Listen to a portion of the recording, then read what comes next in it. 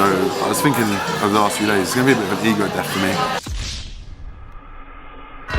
Welcome back to YouTube. I just had some stuff in my head I was going to say and now I've forgotten it. Right, I was just milling about in the kitchen and we were like, we need to film another video, so here it is. Plenty to speak about today. I'm back training after my first deload with Joe Jeffries, so we'll talk a little bit about how the training has changed since I've joined Joe. I'm going to talk to you a little bit about my feelings at the moment, which are down here actually, which you may want to be interested to hear about, but we'll take you through that. And this is my 1,000 calorie shake that I start every day with now, because calories are about 4,500 and this enables me to get ahead or catch up. So that is what we're going to be doing today. Come along with us for the ride.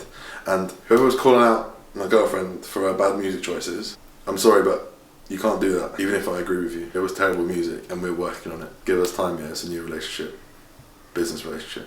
So that's meal one, 70 grams of whey, 100 grams of oats, 100 grams of blueberries, 140 grams of banana, 200 ml of soya milk. It's okay, like, it gets the job done. I'll be burping bears after this. These buns have become an absolute, I mean, they're not from a staple because I don't live near enough to a Marks and Spencer shop to make them. Well, I do, there's one at Stratford, Westford. Anyway, when I see them, I get them. The macros on these, 5 grams of fat, 50 grams of carbs, gluten free. It's unbelievable.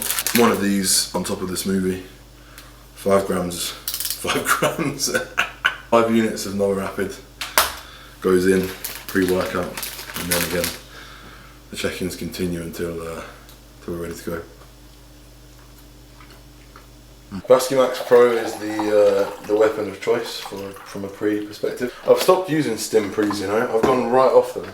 I tend to just have 1 or 2 coffees in the morning, and then that's it for me from a caffeine perspective. I don't really feel that the caffeine does me any favours when I get to the gym, other than it makes me feel a bit too stimmed. So I stick with pump pre-workout. From a protein perspective, I'm running JP Isolate, which tastes, I've got to say, pretty bang average, but I think vanilla is a safe option, especially if you're in off season.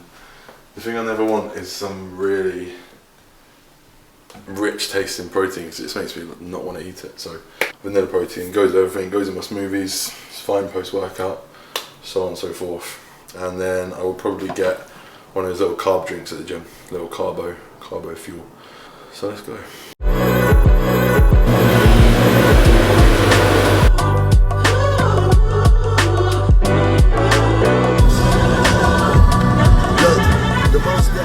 This is my favourite branding story of 2023. Liquid Death beer, pre-workout, unreal. It's actually sparkling water, but how much does it look like a can of horrible beer? It looks like beer, but it's not, it's sparkling water with a bit of lime in it. This road's horrible, man. I think they made a lot of this so people bought it, not thinking it was beer, or maybe just picking it up and thinking, what is that? But how are you going to call sparkling water Liquid Death? Second least offensive drink other than plain water. Nothing like a pre-workout lager.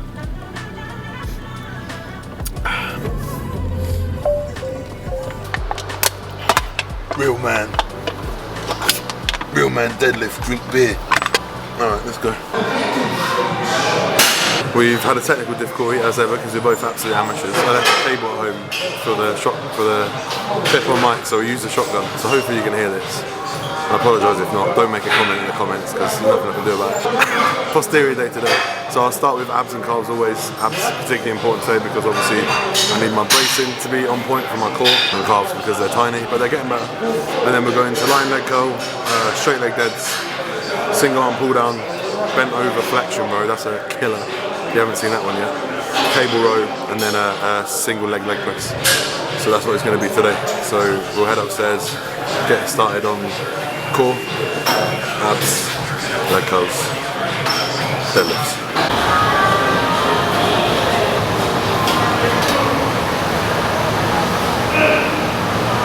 Do excuse the quality of that set, it was terrible, but it's my third set and I'm very tired. As you just mentioned, it's very hard to lift my fucking legs up now. I got 10 reps first set, 6 plus 2 second set, and then like 4 plus 2, so very bad, but it hurts a lot and it's good. I'm excited to take my fat off next year, see what's underneath. I think I might have a good set of abs again. We'll see, I guess. Right, calves.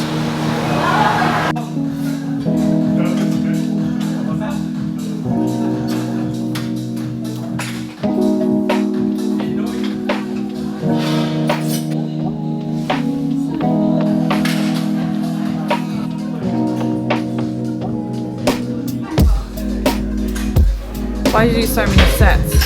So it's 3 sets, but rep match sets, right? So first set, 3 sets of 20 to 30. First set I have to get somewhere between 20 to 30 to hit failure, and then that's the target for the next 2 sets. So the first set there, let's say I've got 25 reps. The second set, I have to get 25 reps, but I have to take breaks in between to get there, obviously, because my fatigue levels increase. And the same on the third set. So it looks like I've done like 10 sets, but I haven't. I just did. It ended up being like 7 mini broken down sets, rest pause sets, and then my carbs are absolutely blown. So line leg curl.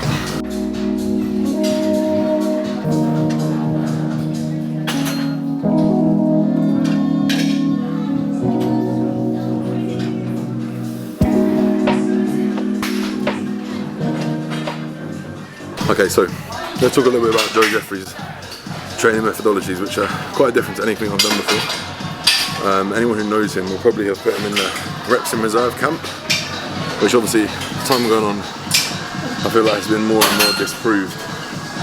And he was quite quick to reassure me it's not going to be all reps in reserve. It's still very much a high intensity, but it's not total balls to the wall, all out, 0 reps in reserve, which, to be honest, that's not how I train anyway. I probably train, you know, in all honesty, maybe 50% 0 to 1 reps in reserve, and 50% 1 to 2 reps in reserve from a hack squat deadlift perspective. So the first 6 weeks were kind of spent building up the intensity to try and find my kind of maximum recoverable volume, or even, to be honest, get me to the point of breaking point. Then we saw some quite crazy high sets. So some seated leg curls were up to like 4 sets. My total back volume was up at like 26 sets per week. So quite a large volume, not volume I've ever seen before, but I could cope with it from a recovery standpoint.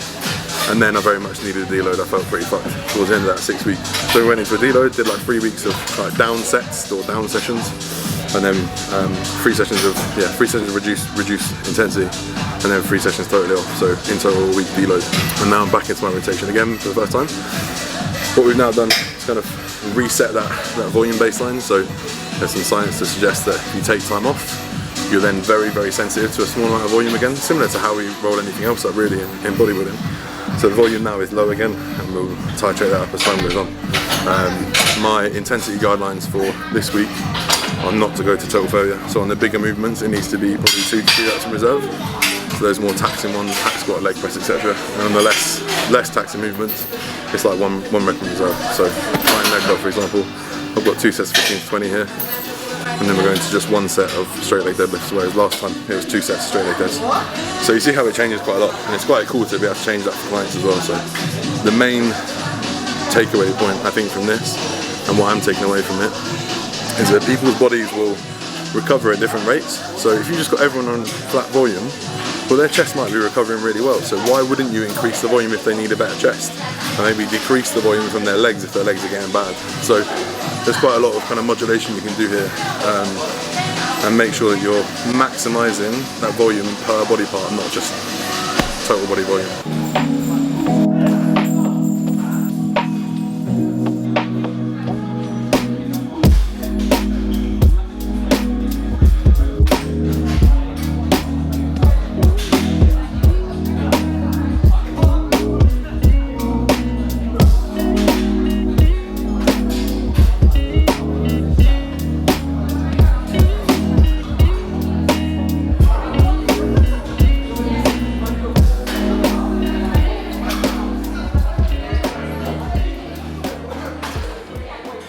I've got a shout. 2 sets here. It's myo rep pause set 2, which means fail, right, straight set, fail, 3-4 breaths, go again, fail, 3-4 breaths, go again, fail. So that's the two gaps. It's pretty hideous, to be honest. It can be length and partials as well. I'm kind of doing the first half of the set full ROM, and then when I can't get full ROM, I'll get length and partials. I think that's, for me at the moment, that's the correct way for me to move forward. Science says otherwise. Science is saying that length partials are better than full ROM, but for me, I like to get. I want to contract my lat in that shortened position because that's where I connect most of it. So I don't want to lose that connection by just staying in the length and range. However, one thing that has changed a lot is my thought process on like shoulder movement in a lat pull down. So I used to always say keep your shoulder fixed, don't move, only let your elbow move. And now I think by doing that you're actually missing out on lat range of motion. So you see me, I'm letting my shoulder come right up, really stretching it out, almost laterally flexing away from me. Just stretch that muscle out, pulling it back in. When you're doing lat pull downs, think about creating as much distance between your humerus and your hips or your lower spine as possible. So I'm thinking about reaching right far forwards to make a big gap, really stretch that apart to lengthen that up. So that's what we're thinking of here.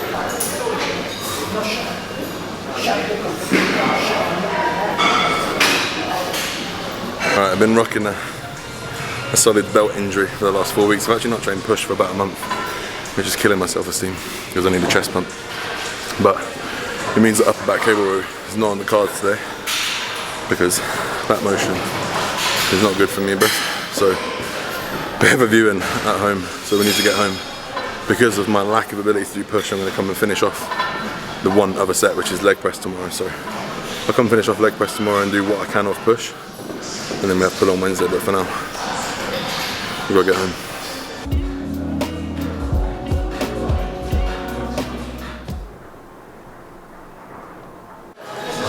Are you filming?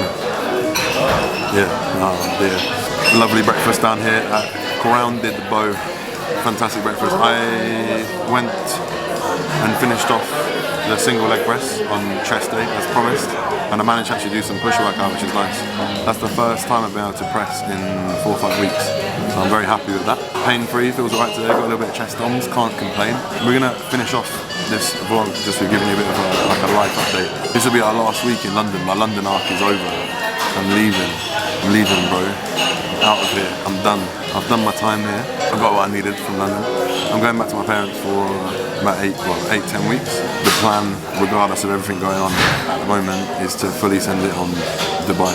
I was thinking about this last night. I think that can look like quite a glamorous, big, oh, he's off to Dubai. It's not really like that, to be honest. My dream of working and living abroad has been long lasting. It was something that I wanted to do when I worked corporate at John Lewis. Like when I worked there, I was like, oh, when I leave John Lewis, I want to move somewhere to an international company so that I can work in different countries and live in different countries and experience different places. Obviously, my life didn't roll out like that. But you guys, if you've watched my videos, have seen me flirting with Dubai for ages. So, you know, the obvious benefits are there of being tax-free, which is the main one, the nice weather, maybe the quality of life. For me, though, it's about environment and community. So I was thinking over the last few days, it's going to be a bit of an ego death for me. Obviously, I have my nice car here that I like. I'm going to have to get rid of that and get a little Nissan Corolla or something. Or Toyota Corolla or Nissan Sunny.